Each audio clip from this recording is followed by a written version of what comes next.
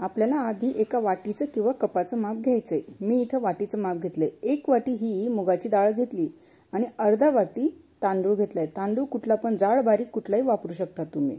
आता ह्या दोघांना आपल्याला आधी 2 ते 3 पाण्याने छान असं धुवून घ्यायचंय। पूर्ण याची पावडर निघून जाते। मग मी याला 2 ते 3 पाण्याने धुवून घेतलंय आणि नंतर गरम केलेलं 2 ग्लास पाणी यामध्ये टाकून 2 तासासाठी आपल्याला याला भिजत घालायचंय। 2 तासामध्ये गरम पाण्यामुळे पटकन ही भिजून तयार होईल।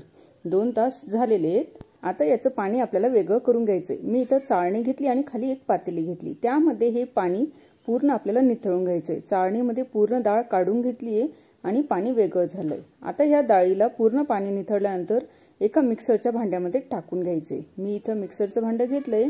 त्यामध्ये 2 वेळा बॅच मध्ये मी यांना दळणार आहे। आधी एका बॅच मध्ये अर्धी डाळ मी टाकून घेते आणि त्यामध्ये आपल्याला मसाले पण वापरून घ्यायचे। म्हणजे यामध्ये मी टाकते हिरवी मिरची, हे बघा हिरवी मिरची टाकून घेतली, थोडं इथं लसूणच्या पाकळ्या टाकल्यात आणि थोडी कोथिंबीर टाकून मस्त याला रवाळीदार आपल्याला वाटून घ्यायचंय। मी मस्त असं बिना पाण्याचं याला वाटून घेतलंय। पाणी वापरू नका, नाहीतर हे पीठ खूप पातळ होईल। मग आता उरलेली डाळ परत इथं ह्या भांड्यामध्ये काढून घेतली आहे। यामध्ये आपल्याला बडीशोप, धने पावडर किंवा ओवा, जिरं हे टाकून घ्यायचंय आणि ते पण तसंच वाटून घ्यायचंय। मी सगळं यामध्ये टाकून पूर्ण असं वाटून घेतलंय। आता यामध्ये आपल्याला हळद आणि मीठ टाकायचंय चवीनुसार। आता हे टाकल्यानंतर आपल्याला एवढं फेटायचं की हे छान असं फ्लफी होईल। तोर याला फेटायचं मिनिमम 5 ते 7 मिनिटांसाठी मी फेटून घेते, म्हणजे सोडा टाकायची तेल टाकायची गरज पडणार नाही म्हणून। हे बघा मस्त असं फेटून घेतलंय आणि मऊ हे पीठ झालेलं आहे। मग आता इथे एक वाटी घेतली आहे आणि ही एक पॉलिथिन बॅग घेतली जी आपल्या किराणा स्टोअर मधनं आपण किराणा आणतो त्यामधनं ही पॉलिथिन बॅग असते ती मी वापरली। त्यानंतर या वाटीमध्ये हिला घालून घेतलं आणि असं पाणी वरून लावायचंय। तेल नाही पाणीच लावा। आणि हे एक वड्याचं बॅटर मी घेतलंय, हे बघा, आणि असं अलगद हाताला पाणी लावून असं थापायचंय आणि मध्ये एक होल करून घ्यायचंय। मस्त मेंदू वड्यासारखे हे वडे बनून तयार होतात। हे बघा, आणि पॉलिथिन बॅगमुळे टाकायला पण सोपं होतं।